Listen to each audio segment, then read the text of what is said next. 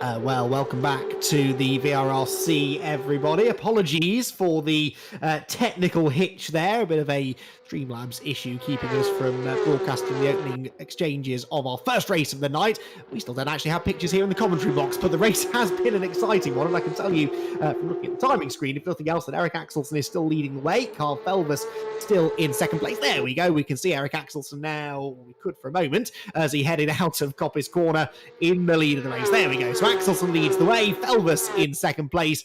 Nicky Taylor in third position. Theo Mercouris sits in fourth. Elliot Dalton-Ayres fifth. Craig Curtis sixth. And Jay Warren, who had been running, well, he started third on the grid, or second row anyway, running all the way down in eighth position right now, ahead of Joel Lask and Josh Martin, who was pointing the wrong way at the very first corner of the race. It is then Ben Smith who leads the way in the Cayman GT4 category. The championship leader, Paul Laramie, 2.1 seconds behind him.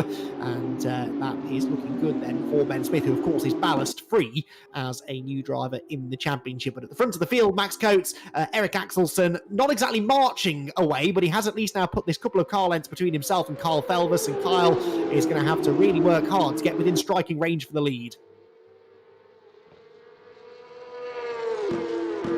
It looks like that front four have all kind of broken away, which I'm guessing is a little bit of a void from where both Jay Warren and I don't know his first name, but Lask was running. So whilst we were off air, then I had a little bit of a look, and in the live timing it brought up Crash with Environment, which I always thought was quite a funny name for it. But yeah, it looked like pretty much the same time both Joel and Jay had a moment. So I do wonder whether them two came together, and that is what has given us a power gap there for the front four drivers. Yeah, seems to be the case. And really, actually, the front three, because Mercouris dropping away now from the top three drivers a little bit. Doesn't quite seem to have the speed this week that he had when he was able to win the first race of the night at Brands Hatch a week ago. But Eric Axelsen maybe just now starting to come under a bit more threat from Carl Felvis. But this is that part of the circuit where maybe the extra ballast in Felvis's car is going to just hurt him. Has to brake a bit earlier. Carl will be a little bit more sluggish on acceleration out of the Melbourne hairpin. But it doesn't stop him really from staying on the rear bumper of Axelsen. A good exit from Goddard's could give Felvis a chance to attack into Redgate Corner, but I don't think he's quite going to be close enough. Axelsen, Felvis, Taylor, the top three separated by virtually nothing as they head for Redgate Corner again. So Felvis certainly not giving in here. He's going to keep fighting for the race victory if he can. And that gap back to Mercouris in fourth position. Elliot Dalton-Ayres fifth, with Craig Curtis in sixth position. I'm intrigued to know what happened to Jay Warren, because, yeah, he did have that issue drop down the order a little bit, and that is a shame. That's Josh Martin, meanwhile, going nowhere out of the final corner. He's pulled over at the side of the road, so he's getting going again now. Is that just a spin, or is this some sort of hardware issue? He's going to rejoin the track rather than heading into the pit lane. But that's a big shame for Josh Martin then. His race really unravelling, had that moment at the first corner, and now drops even further down the field. But Max at the front of the pack, just as we said that Axelsen was looking more secure. Carl Felvis proving us wrong. He's as close as ever now as they head for the Melbourne Loop. Absolutely, and I think the pace that Theo Mercouris is showing only highlights how well Felvis is doing. So them two are both on the same weight level at 45 kilos, both Axelsen and Nicky Taylor both on 20. So, you know, you can see that Felvis is doing a good job, maybe not able to keep with him the whole way around, and that's probably a key to the ballast. But I think Mercouris has got a good watching brief. You know, we're only sort of 10 minutes into this race, we've got 15 to go. Felvis' tyres are definitely going to go off more than those around him, and if I was in Nicky Taylor's shoes, I think I'd just keep a watching brief to see what goes on, because it looks to me like someone's going to kick off. And it is one of those tracks, isn't it, where if two cars start running side by side, you lose so much momentum. And so, yeah, Nicky Taylor in third place could very much still become a part of that leading battle. Further back, Andy Carroll here we're following. He's just moved ahead of Ethan Hill into the top 10. So Andy Carroll into 10th position. And Andy, someone who does enjoy the longer races. 25 minutes is not a long race by any means, but it is longer perhaps than we are used to seeing. And then here, look, Ben Smith, not a million miles back from the Cup cars in front. He's got this huge gap back to Paul Laramie second, then the recovering Josh Martin in his Cup class car. But Ben Smith really not putting a foot wrong so far, jumping into the championship and immediately putting on a bit of a clinic in the first race. Qualified on pole, and he's now really distancing himself from the rest of the pack. Axelsen then leads them through the Fogarty S's, and Carl Felvis, as close as he can get, Max, just doesn't really look like he can fully commit to the move. Felvis, I'm sure, driving with a championship on his mind. I know it's early days, but he is the early points leader. Axelsen some way down in the points after round one, so second place for Felvis would be a decent result here. How much does that factor into your mind as a driver, though, as early as round 2 in the championship? Are you even considering the championship yet, or just sort of running race by race? You know you're in the mix, but you don't want to do anything silly in Felvis's position. But in equal measure, you're not going to win the championship by just sitting back and resting on your laurels. You've got to go for it. So, yeah, he can't afford to just sit there if he feels like he can win. But in equal measure, he is heavier, and second place on that weight will be a great effort. Yeah, definitely. Out of the old hairpin they go, up through Starkeys and Schwantz, and this the part of the track where Axelsen seems to get away. You're accelerating quite steeply uphill there through the two left-hand kinks, and again, that extra weight on board Felvis's car probably not helping him through that particular part of the circuit. Back of the car sliding around there as he comes out of Coppice Corner now. A bit of traffic on the horizon, and not that far away from catching the stragglers in the Cayman class. So the likes of Kenny Press, for example, will be going a lap down very shortly. And that presents an extra challenge too. We've got Mark Stokes, Chris Blakey, they're all going to be lapped in the next moment or two. That will perhaps be the thing that just ignites that lead battle, really. If Axelsen stumbles in traffic, then Felvis and Taylor are right there to take advantage. Meanwhile, Ethan Hill continuing to challenge with Andy Carroll there for 10th place. We go back to Kenny Press. He'll be the first car to be lapped. And you'll see not that far behind him now, Eric Axelsen, the outright race leader, and traffic in a situation as close as this, Max, with as tightly bunched as those leading three are. This could be a defining moment in the race.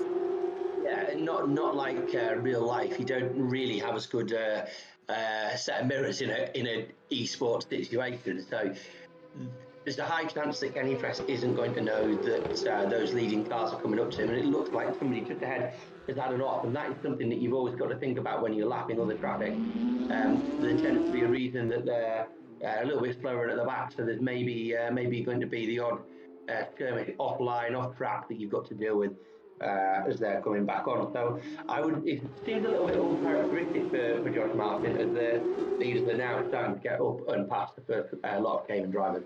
Oh dear, yes, and that was Nathan Smith going off the road. No, it wasn't, sorry, that was Kenny Press going off the road as the leaders came through. But yeah, Josh Martin having an absolute nightmare tonight for whatever reason. Former champion in touring car machinery was Josh a couple of seasons ago, and things just not going well for him so far in the Porsche class, but he'll at least find himself with a good grid position for race 2, because we've got that full reversed grid for the second race, and as we saw a week ago at Brands Hatch, that can give drivers an opportunity to get their moment in the spotlight, as Axelsen just outbrakes himself there into the Goddard's hairpin, cuts back to the late apex, so not too much time lost on the exit of the final corner, but one or two mistakes may be starting to creep in here, Max, and that is music to the ears of Carl Felvis in second.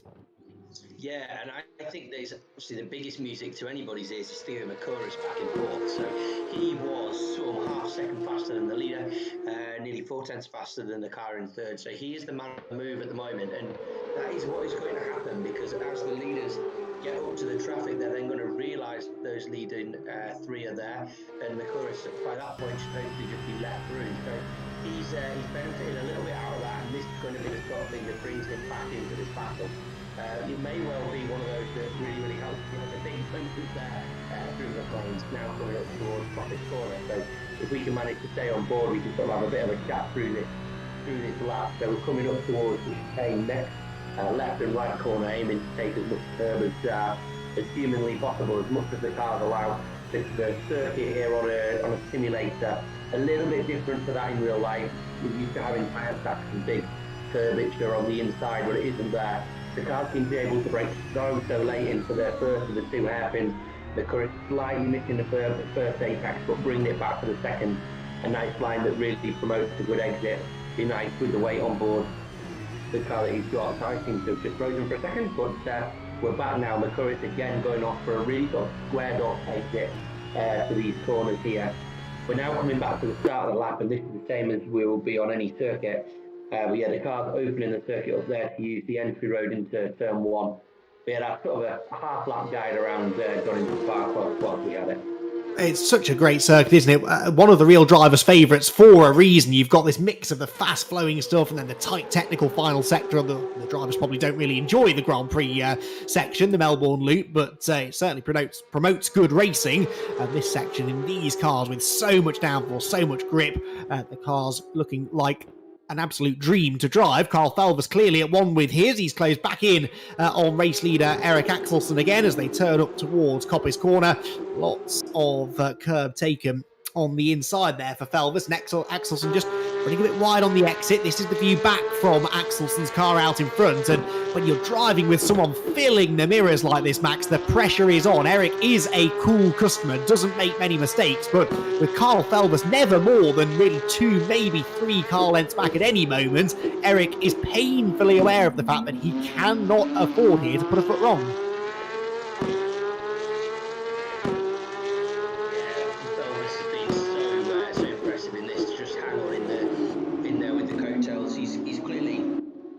Very, very fast driver, and this race is really, really highlighting that. So he's doing a great job, and I'd be surprised if we got to the end of this race without him making some kind of effort to get through. But ultimately, his car there looking a bit squirrely in the middle of the corner there with some corrections. But you know, just before when we saw Velvet, we've seen him miss the apex at Old Hairpin where we just done it. Now we seem to have nailed it this time through. A little bit of a slide midway through the lap. So I just wonder whether that's the weight kicking in. But you know, he's ultimately keeping the same pace in a car that will be a little bit harder to drive. You can see there, Felvers just to say missing the curve on the inside of the planes, which is what was catching the Taurus out a little bit earlier in the race. And speaking of weight, one of the unique things about this 911 Cup car, not unique to this particular car, but really any Porsche 911 through the years, is that it is rear engine. Most of the weight of the car is over that rear axle. And I think that's maybe what we saw there from Felvers. It's very easy, isn't it, just to sort of lose the rear of the car a little bit, and then that can become a really big moment. So that little moment he had through Redgate, he did well to catch the car, actually, before that rear end started to really kick out. Now they're about to catch a group of 3 of the CAMMUS now, and they're all having a bit of a battle. In fact, that is Sam Milner on the outside line, just losing out there to John Jones. It's the fight for 3rd place in the class that the leaders are catching now, and this all of a sudden becomes a bit more of a challenge for the 911 Cup cars because they're approaching a group of drivers who are battling each other, and Sam Milner wanted to turn in front of the race leader Eric Axelsen, just saw the leader coming at the last moment, but catching 1 or 2 back markers at once, that's one thing. Catching a group of them fighting for position,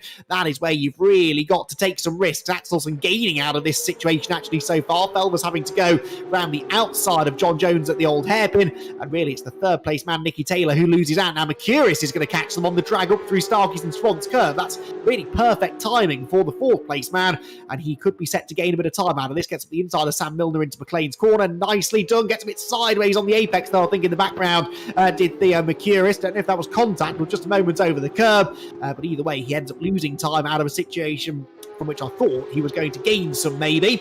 Nips up the inside of John Jones. He'll clear the last of the back markers now down the back straight, but perhaps now with less than 10 minutes to go, his realistic chances of catching the lead group pretty much gone. But Eric Axelsen, Max, weathered that storm nicely, made better progress through the traffic than those behind. Was that more luck, do you think, on Axelsen's part, or did you see something there that made you think, oh yeah, he handled that situation well?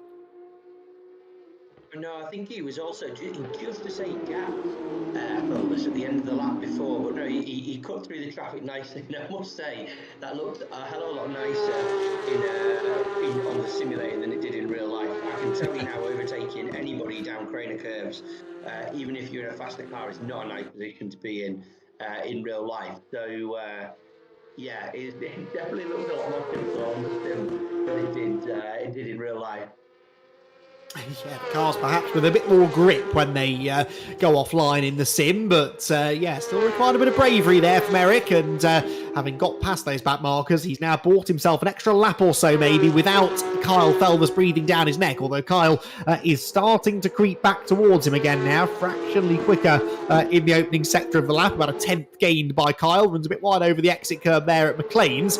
Proves that he is pushing on. We are ticking down though towards the final 5 minutes of racing, and Eric Axelsen again with that very tight line out of Coppice that we saw a few drivers running in qualifying, just shortening the route out onto the exhibition straight, past the exhibition centre, and into the left-right flip-flop chicane at the Fogarty S's. Lots of curb use there, and that was a good exit from Felvers. Axelsen got it all wrong at the chicane. Here comes Kyle's opportunity maybe to the outside line into the Melbourne hairpin. Can he go right round the outside of the Swede? It looks like he might be able to. Axelsen doesn't quite leave many room on the exit, but there could still be an overlap. There could still be an opening on the inside into the Goddard's hairpin. Late on the brakes is Felvers, very late on the brakes. Overshoots the corner slightly though, and Axelsen gets straight back up the inside. They almost lean on each other once, twice off the corner as Axelsen desperately tries to close the door, which he does. Fantastic racing, and Eric Axelsen back to the head of the field. Felvers back to second. Taylor well and truly back with them again. Max, that was good stuff.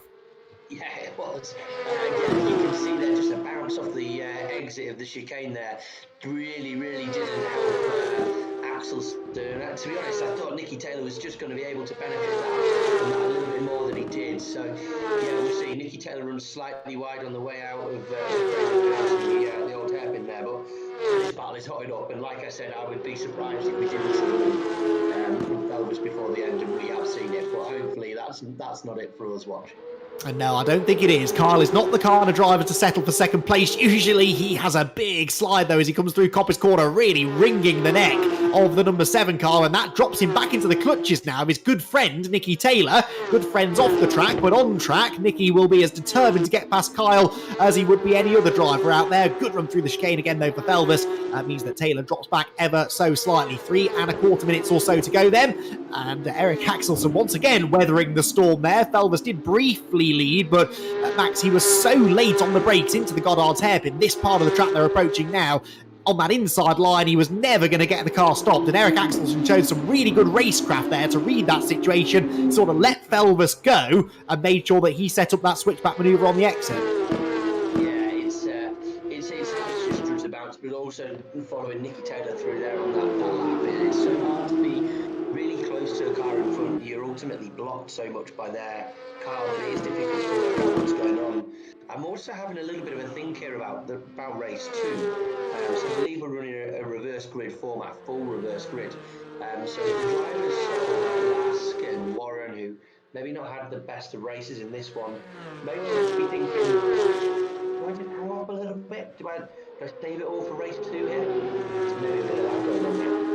Yeah, I think you're right. Jay Warren's definitely a good shout for that second race. We know he's quick, but just didn't get the rub of the green at the start of this race. That's Paul Laramie going a lap down, second place man in the Caymans. Worth pointing out that unless anything's changed from last week, and I don't think it has, it is a full reverse grid. So the Caymans start in front of the Cup cars, and that caused all sorts of pandemonium at Brands Hatch. Bit more space to play with here at Donington, but yeah, just surviving those opening few corners could be a little bit tricky. Right then, down into the Melbourne hairpin we go. We're going to have one more lap, maybe 2 actually at the end of this one. It's going to be touch and go, probably just one more, and Eric Axelsen will be hoping it's just one more, because this has been anything but an easy race for Axelsen. He's led most of it, but Carl Felvers has been right on his rear bumper for most of it. Out of the final turn they come. They're lapping in the 127s, and they're going to cross the timing line with maybe about 1 minute 28 left. They might just squeeze 2 more laps out of this.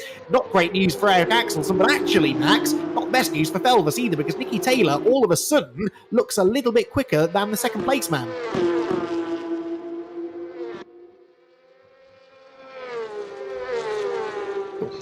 Yeah. Oh, there you are, Max, there you are. They seem to have some kind of little freeze there, so I'm not quite sure what happened, but yeah, Nicky Taylor running wide again all the way out of old hairpin. I was laughing before because I could see how the attitude of the car on the way out of the chicane for both Felvers and Taylor was right on the limit of the curb, and it's great to see them both pushing on as hard as what they are.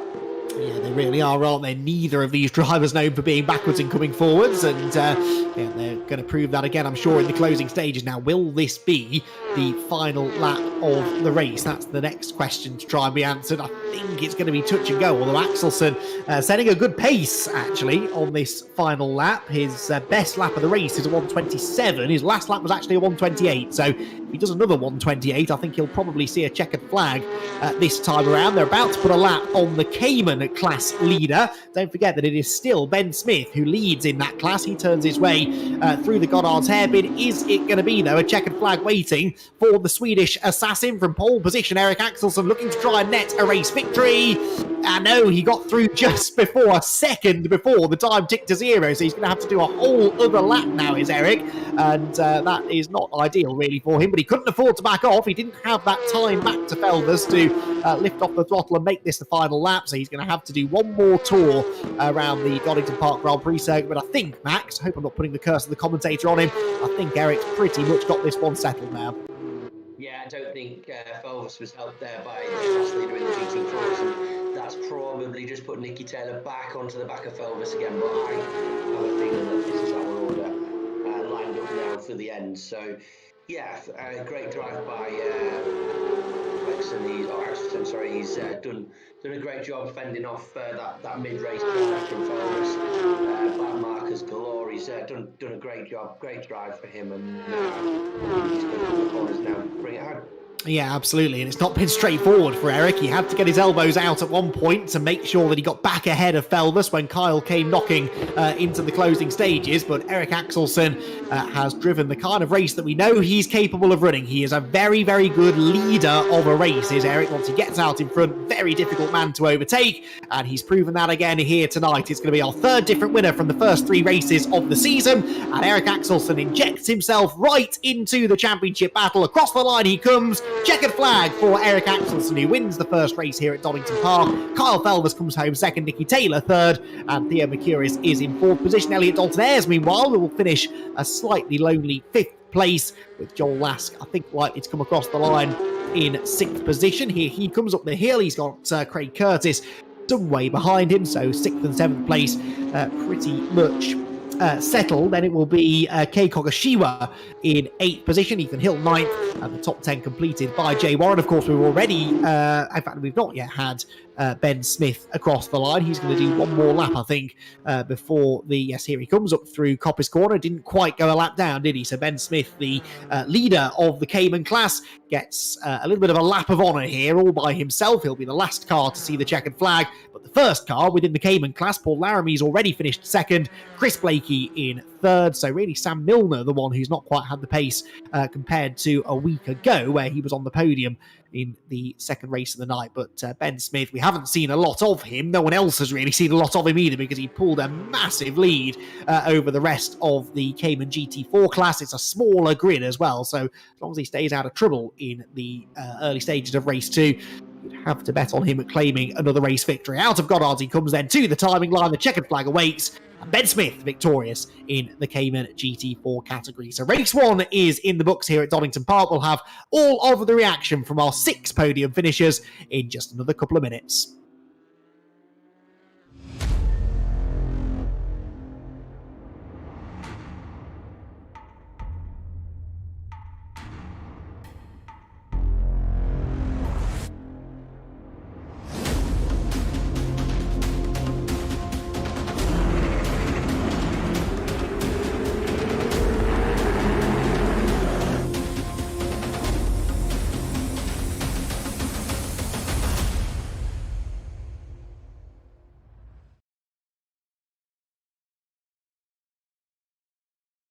Welcome back, everyone, then to the VRRC, where race number 1 is in the books here at Donington Park for the Porsches. And in the Cup class, it was Eric Axelsen who, well, didn't quite nail a lights to flag victory. It was nearly lights to flag, but Eric, who joins us now in the commentary box, you did briefly lose the lead there, just for a few moments or two. Carl Felvers took advantage of what looked like a small mistake at the chicane. Is that what happened?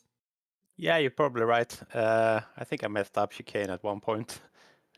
Maybe run wide a couple times as well. But yeah, overall it felt good. The pressure was constant though, wasn't it, really? Kyle just never gave you a moment to relax. And when he did get up the inside of you into the final hairpin, it was good to see that you didn't panic. You knew that you could get the better exit and ultimately get back past him down the pit straight. But it was close side-by-side racing, wasn't it? Yeah, it was really really close, but I still felt kind of like a calm and like knew what I had to do. So it still felt like I was in control, even though it was a bit it was close. It was tough. You might not have a lot of control over what happens to you in the next race, unfortunately, starting right at the back. You know how dangerous these reverse grid races can be. So what's the game plan in the early stages? We'll see. I just try to stay out of any trouble. I think that's the plan. That's the plan. It might not be that easy to execute, but Eric, we wish you the very best of luck. Congratulations on your first victory of the season. Thank you, Andy. So Axelson victorious in the Cup class, chased home though by our early championship leader, Kyle Felvers, who, as we just said, did briefly lead that race, but Kyle, in the end, Eric fought back and then managed to gap you in traffic towards the end. A solid second place finish though. You've got to be pretty pleased with that. Yeah, it was quite good. I mean, consistent points, and that's what we're looking for in the early stages of this season. So I think, yeah, second place, we can make do with that. Obviously, the first would have been nice, but I think Eric had good pace, and I just couldn't pull off the moves that I tried to make. Yeah, was there anywhere that you thought maybe you could have made a lunge, or was it always just a case of protecting second, and if an opportunity came, you'd take it? I think the best place I had an opportunity was out the chicane, definitely into the hairpin. I know the outside can work sometimes. I was doing it on Nicky before the race, so I was trying that a few times, and then I think I got up the inside once, and yeah, it didn't pay off, but I think that's definitely where I was quicker. Well, race 2 coming up, and protecting that points lead is going to be even more important in race 2, Carl. So we'll wish you the very best of luck, and hopefully we'll be speaking to you again before the night's over. Thank you. Felvers then second place within the Cup class, and our final 911 Cup class driver, Nicky Taylor, had a bit of a static race, really. Nicky, you were kind of sat in third place, never gained anything, never lost anything. All of the action for you happened at the start, where Carl just managed to nip up the inside into turn 1. Yeah, I had quite a good start, to be fair. Like, I was quite amazed that I didn't really get any wheel spin. But yeah, before the start even happened, my car decided to miraculously move itself back about 2 grid spots. So I was literally, you could probably lay down about 2 people in the space I had between my grid spot and my car. That wasn't ideal. But yeah, going into T1, I think Kyle got a similar sort of start to me and just was down my inside. So yeah, so we just had that. It did get a bit leery, I thought, in the last corner with Eric and Kyle for a certain lap. It was literally like touch and go, where I thought they were going to come together, but it unfortunately didn't happen for me. But yeah, it was just kind of not really a boring race, but just a race where I had to just keep doing my laps, do like qualifying laps, and try and just do them consistently. Yeah, absolutely. And that was the plan. You got the third place finish. Max is asking me to ask you what the mascot is, who the mascot is. Tell me the story there. It's just my mum went to Morocco about a month ago, and she brought that back for me. So yeah. So I've got that now as the mascot. Ted is still in the background over there, but he's taken a night off. Good stuff. Excellent. Thank you for indulging in that story, Nicky. Well done on the podium. We'll see how your second race goes. Best of luck. Yes.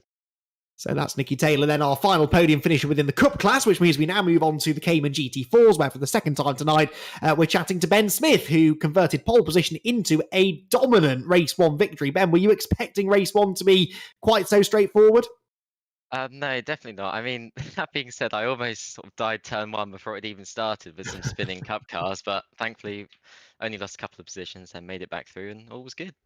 I don't mean to alarm you, but you ain't seen nothing yet. Just wait until the first lap of race 2, because that is where things get chaotic. But yeah, good start. And you must be thinking that, even though you missed the first round of the championship, you could still be a title contender come the season's end. I'm hoping so, yeah. But like you say, let's just see how this one goes first, because I'm not liking the look of those Cup cars in my mirror. Yes, might be best to give them a wide berth through the first corner. Ben, congratulations. Really impressive stuff that. Well done on the race victory. Thank you very much. So Ben Smith, winner in the Cayman class, second place for Paul Laramie. Well, Paul, you were just about getting used to all of this winning business, and now knocked back a peg or two, but some more solid points scored. Yeah, I mean, solid points scored. interesting having ballast for the first time. Yeah. Not used to carrying 30 kilos of ballast this week, which is been interesting. Definitely makes the car feel a bit heavier. But Ben, he's very quick. Put some quick laps in practice and quali, so just couldn't keep up with me. So trying to maintain second place and be consistent as I can be. Which worked well for you, and hopefully that plan will work well in race 2 as well, Paul. Very best of luck. We'll have to move on because race 2 is coming up, but congrats on the podium finish. Thank you, Andy. Paul Laramie then second place, and finally third place finish in the Cayman class, Chris Blakey. Chris, back on the podium again, only the third step this time. Are you satisfied with that, or do you think there was more that could have been had? Yeah, that I'm actually quite surprised I got that because I was down to 6th at one point, I think. So it was a bit of a battle to get back. A bit of interest in some of the cup cars coming past, but it was fun. Side by side with John through the last corner for third was last 2 corners side by side. It was great racing.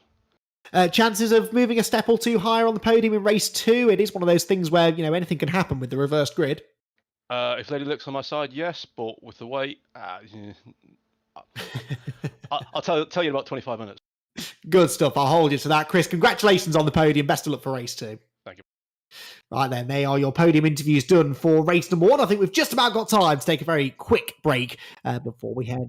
Oh, no, we don't. In fact, we're going to be heading into race number 2 in a moment or two. So there we go. We'll begin our build up to the second race, where we could well end up with a 4th different winner from the first 4 races in the Cup class, because, well, I expect a fair bit of drama in the early stages here. That could open the door for a new name to step on top of the podium. In fact, in both classes, really, because the Caymans have to start at the very front of the field.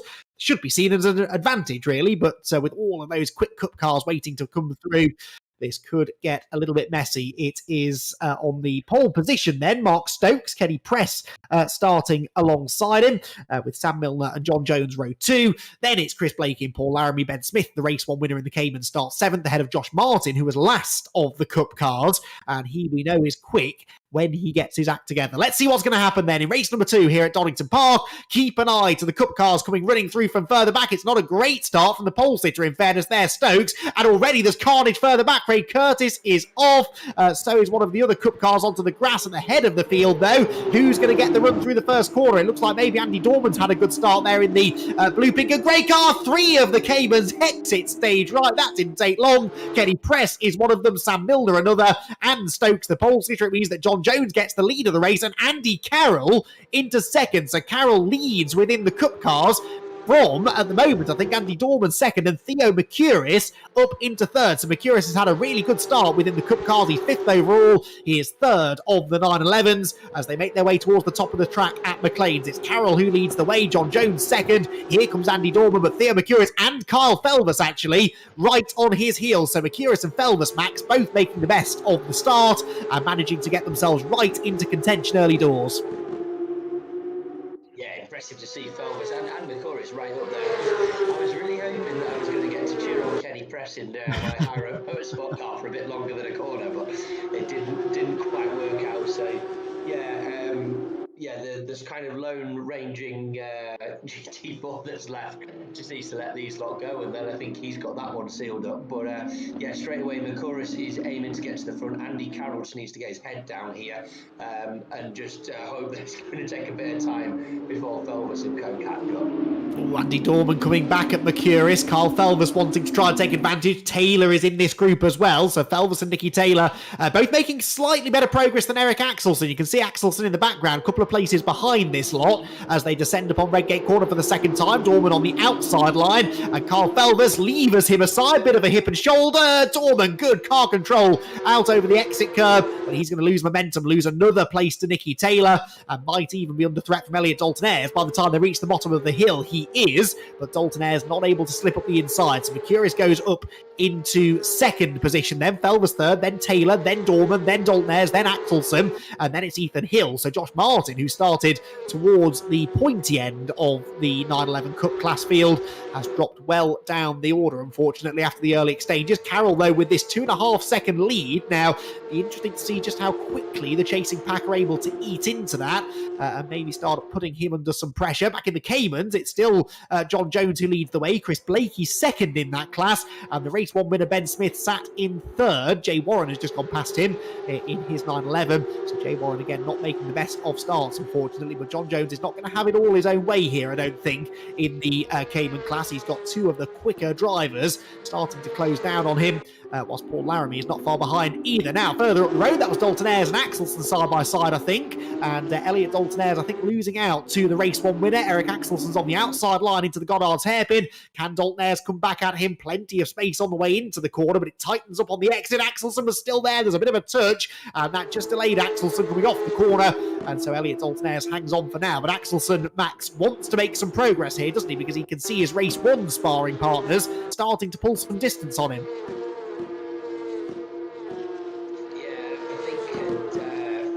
Maybe being behind Taylor, I think he may have felt like he was a little bit more comfortable, but we seem to be able to see that Felvis is maybe starting to mount a bit of a challenge on Mikuris. So I think there's, the race isn't done yet. There's a lot of time left to come, and that is Axelson having a go now up the inside in towards McLean. So it's going to be difficult to get it back there. He needs to try and go for the undercut through, but that curve on the inside it's always a bit of a difficult one. Move to the inside. Does he move? Yes, he does. Good effort.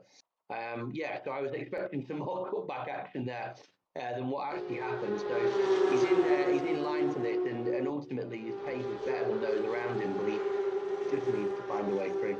Yeah, and that's proving easier said than done, isn't it? Elliot Dalton Ayres quite rightly defending his position. So is Theo Mercurius, who's got Carl Felvis right behind him. Now, after Brands Hatch, it really looked like this could be the battle for the championship. Mercurius and Felvis were arguably the two fastest drivers from the opening round. Theo had to settle for fourth place in race number one tonight, but now he's ahead of Felvis. He knows the significance of trying to maintain this track position. So as he defends his second place, they're both catching Andy Carroll, and they're all going to meet in the middle within the next lap or so. I think this has got all the makings of another dramatic race. Mercurius defending there into Redgate corner, and even this early in the season, Theo will be thinking about the championship. He knows that Felvis is really the driver to beat right now, and he will desperately want to try and keep Carl behind. Of course, if he defends, that could back Carl Felvis up into Nicky Taylor as well. So we've got makings of a three-way battle here for second position, and this is exactly what Andy Carroll wants to see in his mirrors, because the more these three fight, Max, the less time I think they're going to have to chase after the race leader.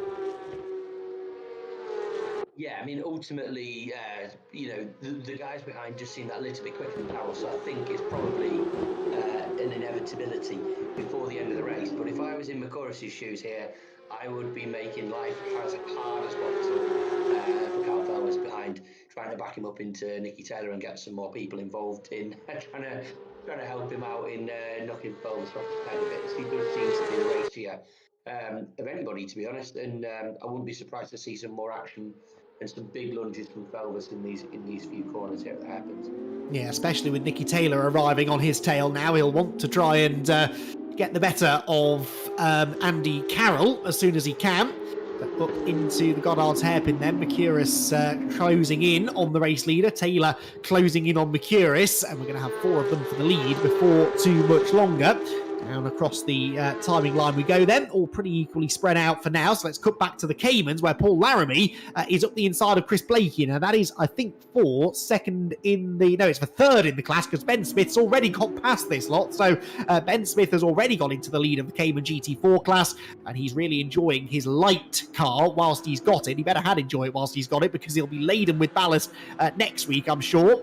And he's not going to have quite such an easy time of it. This is basically what we saw Laramie do a week ago. He was able to lead from the front in that class, and no one else could keep up. But we've seen tonight, with a bit of weight added to his car, not been quite so straightforward. Meanwhile, up towards Coppice Corner go the leading quartet. Can we call them a quartet? Maybe not just yet, but not long, I don't think, here, Max, before Theo Mercurius is on the tail of Andy Carroll. And strangely, that could actually play into the hands of the cars behind Mercurius, because once Theo starts challenging for the lead, could leave himself vulnerable to attack from those behind.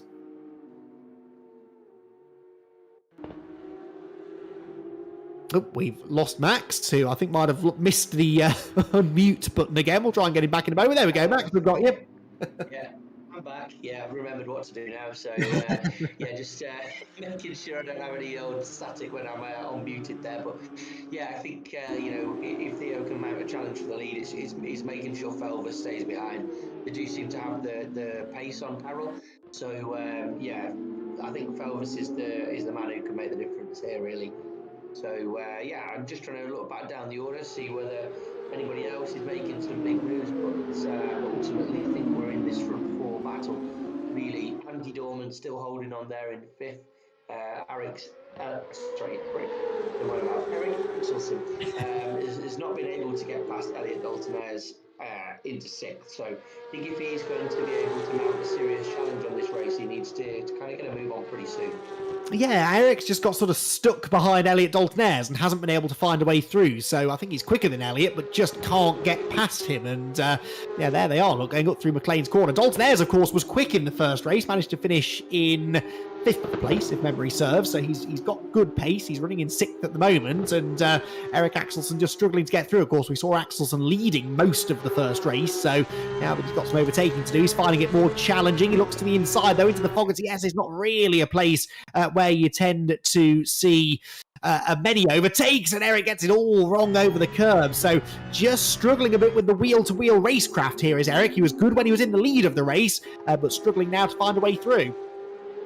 Yeah, he's been a little bit nice there on Elliot Daltonaires. I think he can maybe smash the pressure up and send it a little bit more, but yeah,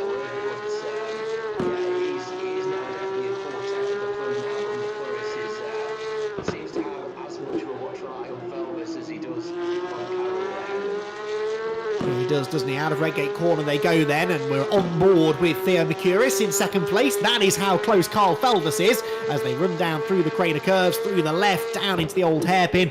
Set the car up now for the quick 90-degree right-hander, and then fire it up the hill. Now, Andy Carroll has not won a race here at the VRRC for quite some time, and this is one of the best opportunities that he's had to do so, because we've seen already tonight, overtaking is not super easy here at Donington. It's not the hardest of circuits to try and defend at, and Andy Carroll, I'm sure, is going to get his defending boots on now to try and keep Mercuris and Felvis and Taylor behind, so we could have a really good battle on our hands here. Still 15 and a bit minutes to go, and Andy Carroll continues to lead the way down the exhibition straight and towards the Fogarty S's. They rattle over that curb on the way in. They take lots of curb on the way through the left and the right, whilst Eric Axelson has finally broken through the defences of Elliot Daltonaires. So Axelson up into 6th position now, and he can now set his sights on Andy Dorman. The trouble is, though, Max, that Andy is quite a long way up the road, about 4 seconds or so, I think, up the road.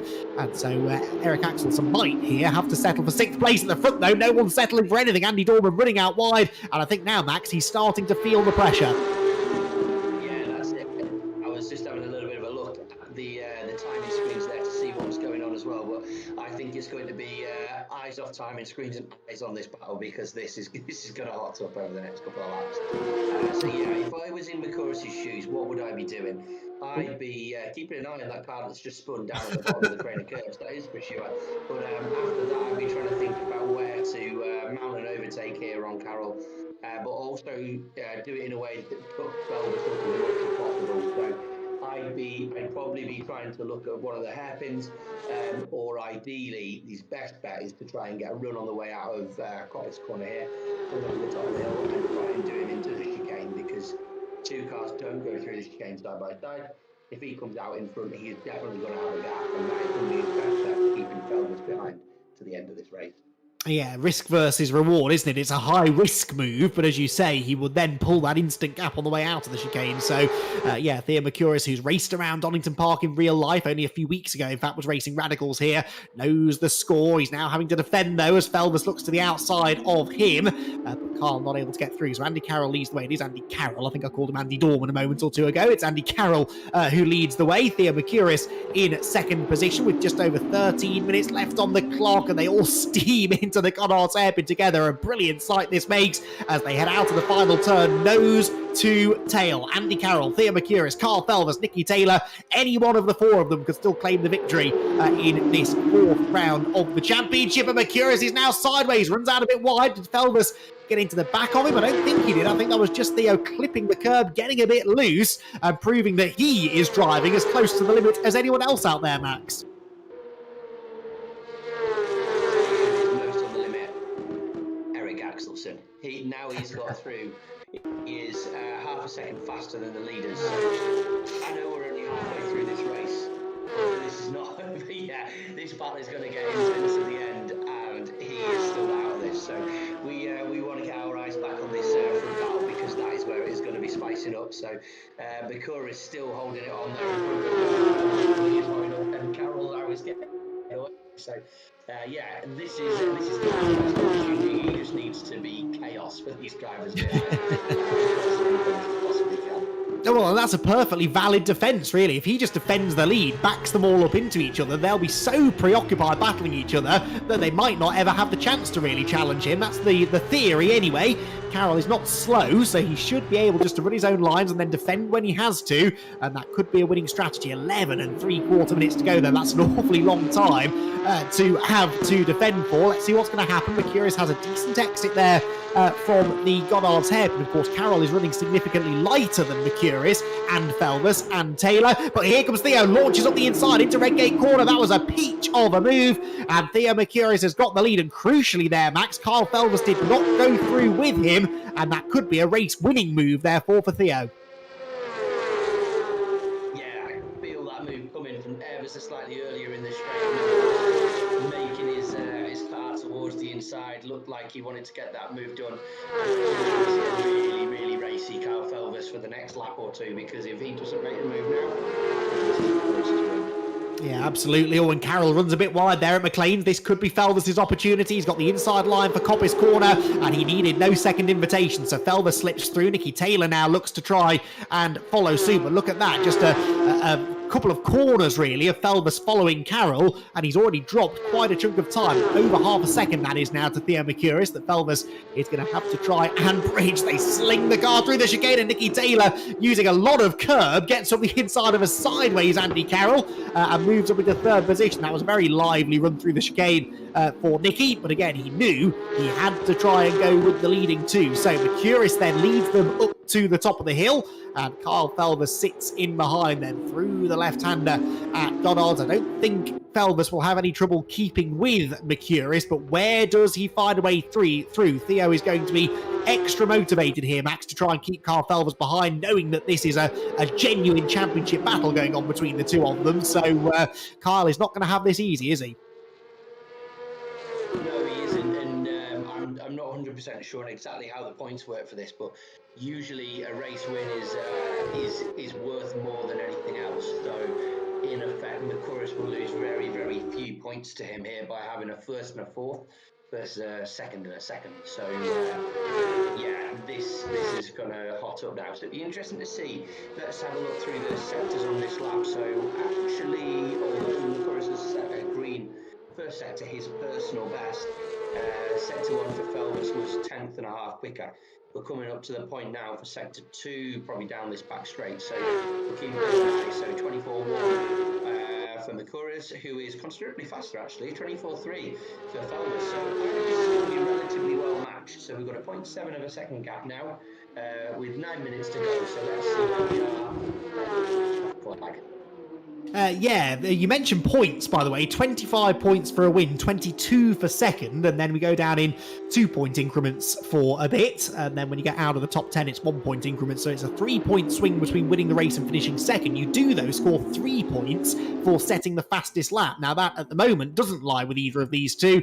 It is Eric Axelsen who's got the fastest lap of the race, and you can see he's almost now on the tail of Andy Dorman, so Axelsen for the podium might be a bit of an ask, but he can certainly break into the top 5, maybe even have a chance of catching Carroll for 4th position as well. So Eric Axelsen putting together a really strong second half of the race. Just a shame, really, for him anyway, that he spent so long bottled up behind Elliot Dalton-Ayres. But yeah, 3 points the gain at the moment for Theo Mercurius over Carl Felvers in this particular race. But in the championship, Carl Felvers is currently 12 points clear of him. So important that Mercurius tries to make this move, hay whilst he's in the lead and defend that lead successfully. Ben Smith doesn't have any defending to do because he has romped away in the GT4 Cayman class. Max, you mentioned at the start of the night you thought the ballast would make more of a difference in the GT4 cars. I think we've really seen this because Paul Laramie, dominant a week ago at Brands Hatch when he was ballast free, he's now not able to keep up with Ben Smith, who is ballast free this week. So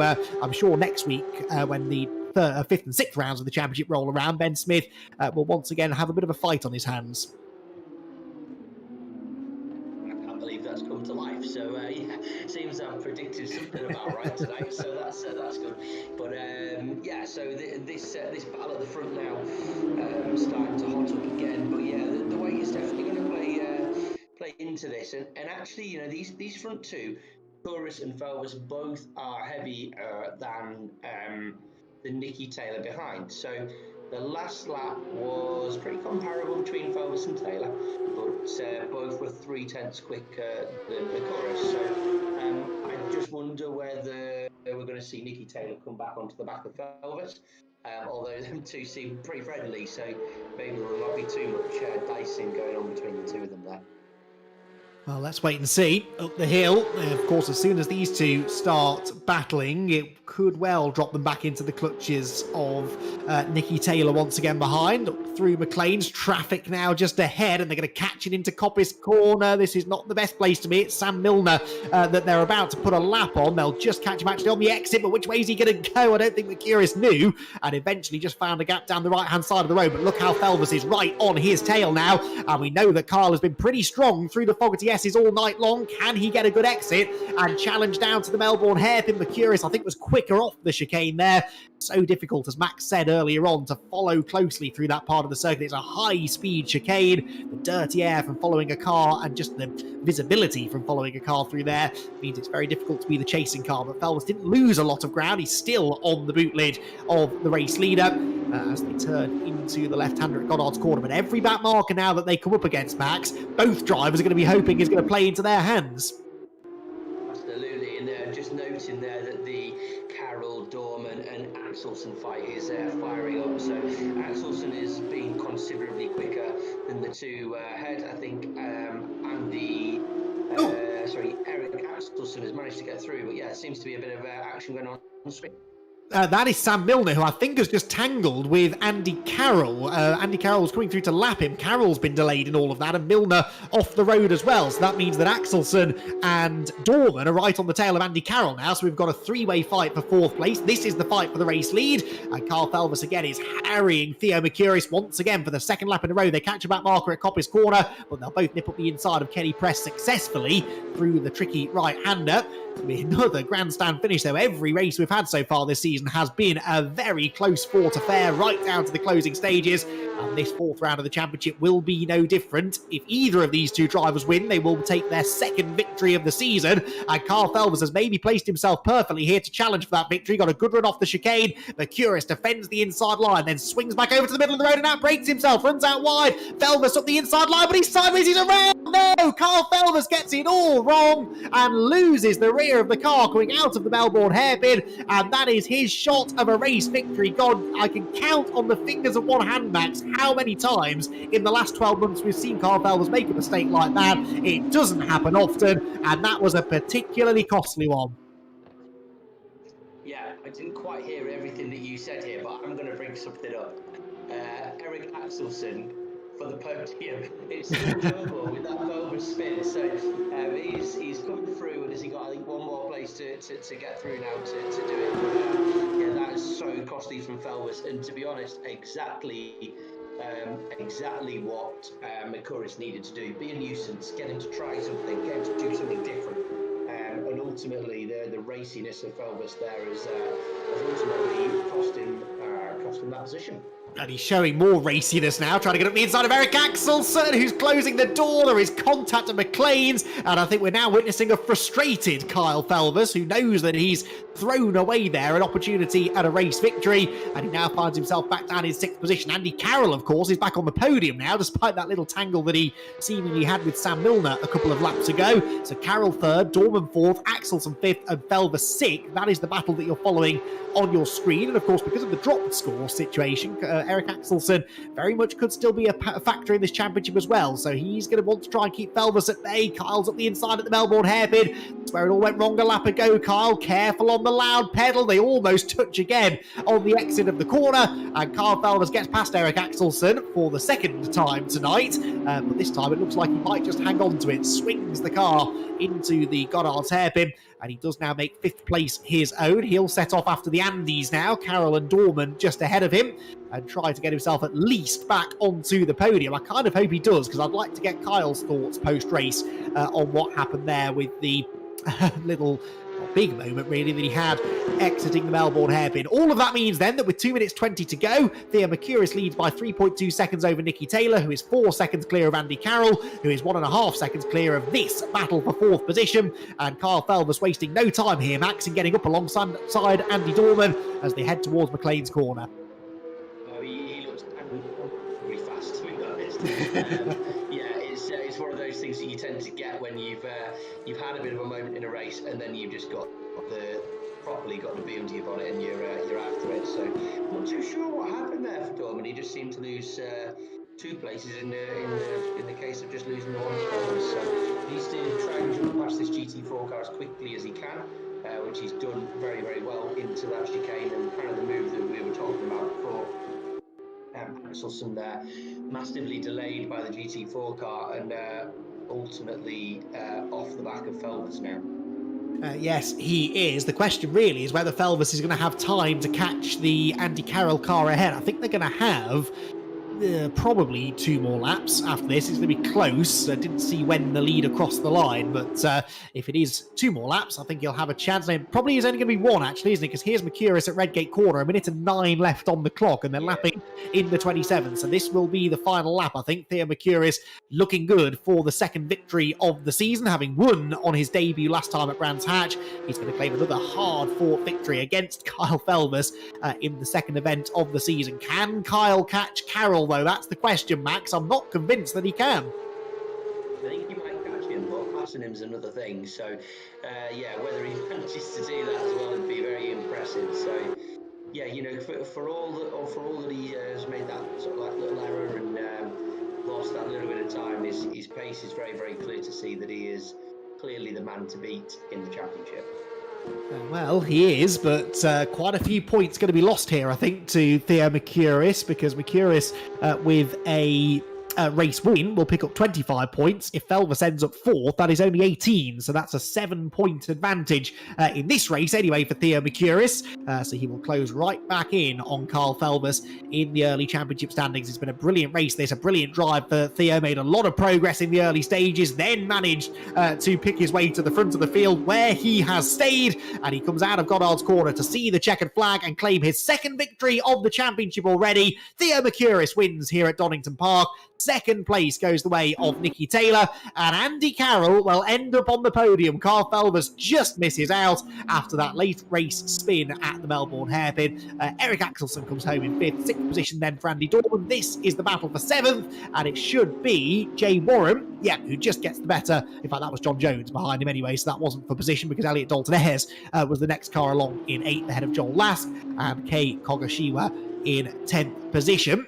There is Kay coming out of the final corner. Now within the Cayman class, Ben Smith, of course, on course for another runaway victory in the Cayman GT4s. Here he comes down towards the Fogarty S's, and an absolutely inch-perfect performance, really, this week for Ben Smith. It's going to be interesting to see how he gets on next week, Max, but you've got to be impressed with what Ben has done here tonight. Pretty flawless performance. Oh, absolutely. He's dominated it. Yeah, he's dominated, hasn't he? Yeah, he's going to get a big bunch of ballast on for next time, though, isn't he? So we'll see how he fares then. But yeah, certainly for tonight, he's done an exceptional job. Equally, I think Theo Mercouris there, a very, very savvy, very clever drive to bring home victory in race 2. Indeed so. So the win in the Caymans goes to Ben Smith for the 2nd time tonight. Paul Laramie will come home in 2nd place, and Chris Blakey has already crossed the line in 3rd. So that is how I think the podium positions are going to round out. But congratulations to our race winners, Theo Mercouris and Ben Smith. We'll be hearing from them and the rest of the podium finishers in just a couple of minutes' time.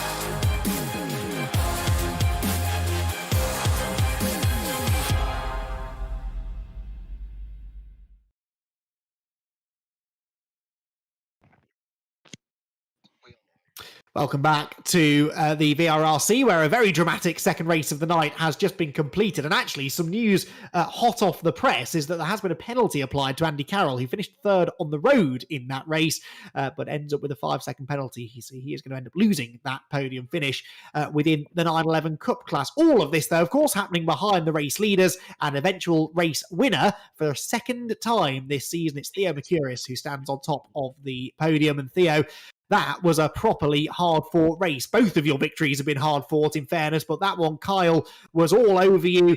Talk us through your perspective on the moment that really clinched it for you there in the closing stages. Yeah, I'm not sure exactly what happened, but yeah, I mean, to be fair, I didn't expect to be in that situation at all. The ballast, obviously carrying a lot more. Me and Kyle having a lot more than everyone else. I think we lost about half a second compared to having no ballast, so about 3/10 compared to most of the others. And then also I had a couple issues, just the PC running a little bit slow. But other than that, yeah, I was sort of on the back foot going into it. I knew the reverse grid was my best chance, and I got a really clean start, and then just literally had to defend it the whole race because I didn't quite have the pace, but luckily I was able to just about hold on and fight my way to the win. We sort of saw that in race one because you were a solid fourth, but just not quite able to get away with the leading group. And so then when that opportunity presents itself through the reversed grid to get some points back, are you sort of extra motivated then to really get your elbows out? You've got to score those points over someone like Kyle when you get the chance. Yeah, exactly. You've got to try and make the most of, not just the race where you're starting at the front, but also the race where you're starting at the back. They're both as important as each other. So I knew I had to try and get away. I got a bit of a cleaner start than last time, which is the main thing because last time I got held up in a incident with one of the Caymans. So I was able to get away very clean at the start, which massively helped my race. And then after then, it was a mixture of attacking and defending, but it was a lot of fun.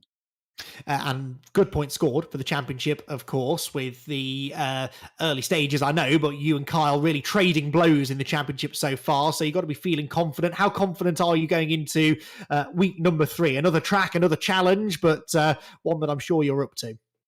Yeah, I mean, I haven't done anything on it yet, just sort of going one race at a time. We'll have to see what the ballast is because I think that's quite a key part, especially when the racing and the qualifying, you can see how close the grid is. So you can tell that the ballast is going to make a huge difference going into the next race. And yeah, I think this race was sort of good damage limitation. Hopefully next race, I'm a little bit more competitive and able to fight for the front even more. Indeed so. Best of luck for Croft, Theo. Good to have you back on the podium. Our first double winner in the 911 Cup class so far this season. Very well done. Thank you very much. So Theo Mercurius gets the race victory. Second place in the end goes the way of Nicky Taylor, who joins us now. And Nicky, that was a bit more like it. Another fighting drive from you there. Able to inherit that second place in the closing stages. Happy with that? Yeah, it was all right, to be fair. Kind of got off the line, and then someone either stalled or something happened in front of me, so literally tried to avoid that and got yellow bumper from the start, which was not ideal. But then, yeah, it kind of helped me as well because obviously mayhem happened after Redgate, and I somehow managed to just pick my way through that.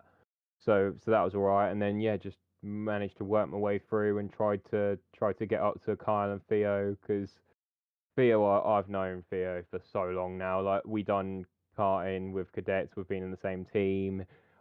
Yeah, I know he's rapid, and obviously Kyle, being my teammate, he's rapid as well. So I wasn't going to do anything to kind of jeopardize Kyle. But I will admit, when I saw him spinning off, I did kind of get a little bit of joy from the extra place gained. But yeah, I don't know what happened there. But it was a decent race, and I kind of had to try and manage my cut warnings because I think I got 3 from about 10 minutes left. So I was absolutely bricking it every time into the chicane. But luckily enough, from about 10 minutes from the end, I kind of hit a GT4 pretty much every lap going into that chicane. So I kind of could take a chill pill and not do the track limits, and yeah, it was all good. And then when I saw Andy got 5 seconds behind me, and then Kyle and Andy Dorman, so both Andys, I eased off a bit and just went, yeah, I can afford to be about half a second to a second a lap slower here now, and just chill and just drive a clean race home. Which you did, and picked up some good points for second place. Nicky, well done on the podium. We'll see you again next week. Thank you. Should be fun at Croft. Looking forward to it. Nicky Taylor then gets the second place finish, and Kyle Felvis, well, you were second, then you were nearly first, then you were off the podium, and then you were back on the podium again. It was one of those races, that wasn't it? Yeah, I mean, it was a difficult race, but I'm not too sure how I'm on the podium. I don't think I should be here, but yeah, we'll go with it, and I'm sure it'll get sorted out after the race. But We've got some penalties, I think, applied into the drivers, but we'll figure it out. For now, we've got another chance to chat to you, which means I can ask you exactly what happened down at the Melbourne hairpin, Kyle. Well, I went into the forbidden gear of first gear and tried to outpower Theo, and it just got round on me. I think I had really good pace that race. Obviously, me and Theo were on the same ballast, and I think I could have made the move into P1, but yeah, just a silly little mistake that happen now and again. Yes, that was a shame because it's some valuable points lost. You and Theo, I'm sure, have got one close eye on each other because you're clearly very evenly matched on pace, and there's a tad bit of frustration there, I'm sure, to lose some points to him, but you must be happy with your early pace that you're showing. You are sort of emerging as one of the title favourites. Yeah, definitely. I think I can definitely bring a fight to this championship. I mean, it's not like previous championships in the front-wheel drive where we've sort of been there, but not really. I think this one, we've definitely got the pace, and we can definitely carry that out through the season. Good stuff. Right then, Kyle, thank you for having a chat with us. You are now showing fourth on the results, so I'm not quite sure where you've ended up, but we'll figure it all out after the race. For now, thanks for having a chat with us, Kyle. Well done. Thank you. So, Kyle Felvis finished somewhere inside the top four in that race. At the moment, Andy Carroll showing us third place, but clearly some post-race discussions to be had. Thankfully, the winner of the Cayman class is not in dispute at all. That was very obviously Ben Smith for the second time tonight. And Ben, we've got a bit longer to chat to you this time as well. So you can tell us everything that happened in your race. Lots of it, I'm sure, happening in the early stages there. Yeah, I don't think I've ever been so afraid on a lap one in my whole life, to be honest. There was cars absolutely everywhere, sending it down the inside, around the outside, down the crane as I had no idea where to go. I just played it safe and thankfully made it through pretty clean. If you thought that was terrifying, you're at Croft in a week. That's going to be even more dangerous, I think, in the early stages. But having survived that, obviously, you then picked your way through into the lead of the class and really from there just pulled away. It's obviously a track and a car that you've got a good rhythm with. For those who don't know, and certainly many of our viewers won't know necessarily who you are, what sort of sim racing background do you have? Is this the kind of car and this kind of simulator that you have got lots of experience in? I've never done any online racing in Assetto Corsa. I've mostly been Assetto Corsa Competizione and a bit of iRacing in recent times, but because I'm at uni now, I've started to do a bit less of it. But I saw this on an ad from, I think it was Mark Warren, Jay Warren's dad, on Instagram, and thought, I fancy a bit of this, and then here I am. Interesting. That's good stuff. Well, you have just unfortunately confirmed your first sin at the VRRC, and you mentioned the iRacing platform, but it's all right. We'll train you up over the coming weeks. It's great to have you here, though. It really is nice to have another competitive driver in that Cayman class. You're going to be carrying some ballast next week. Croft is not a nice place to be carrying ballast at, so plenty of practice laps before next week. Yeah, I'm sure. I was going to bring that up actually. That Paul had quite a bit of ballast today, and I didn't have any, so it'll be interesting to see how we stack up next time. It is indeed. We look forward to seeing it. Great to have you on board, though, Ben. Huge congratulations. Pretty perfect debut in the championship, and looking forward to seeing how you get on at Croft. Oh, thank you very much. Looking forward to it.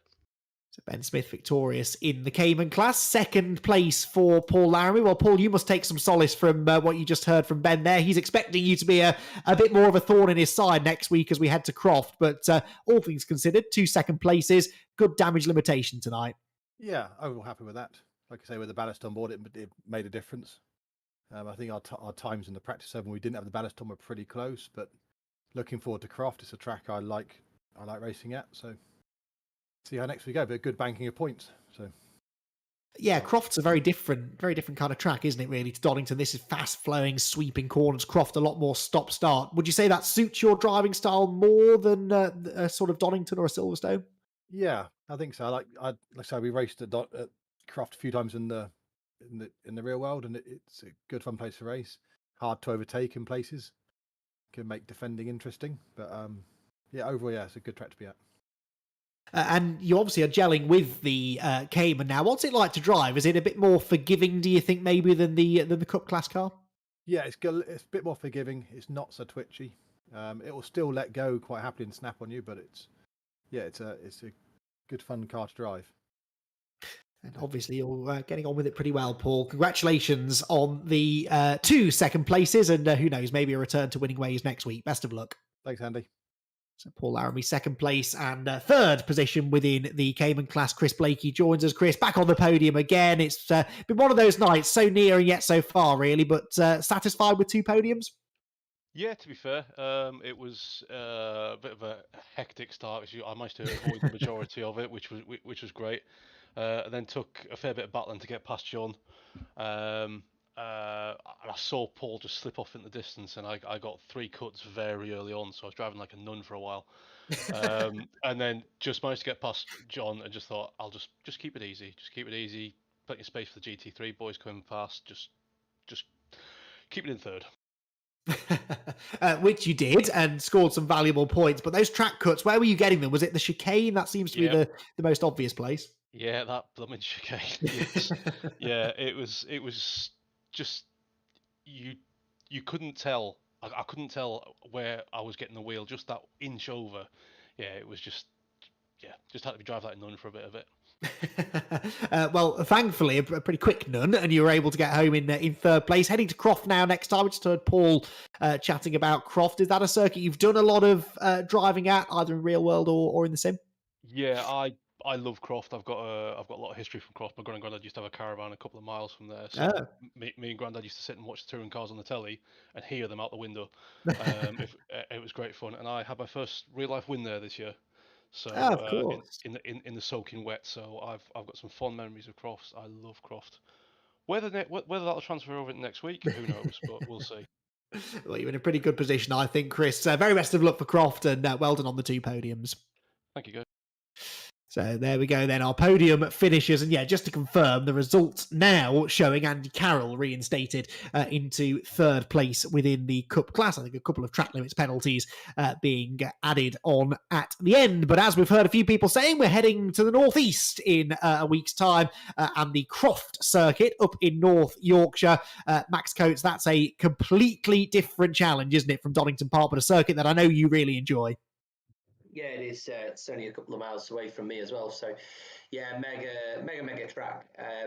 Best place to visit in North Yorkshire, in my view, obviously. But yeah, it'll be a good place for the sim guys to enjoy. I think the ballast again will play a bit of a tail on that one. But yeah, it'd be a good place, and it is fast around there in a Cayman.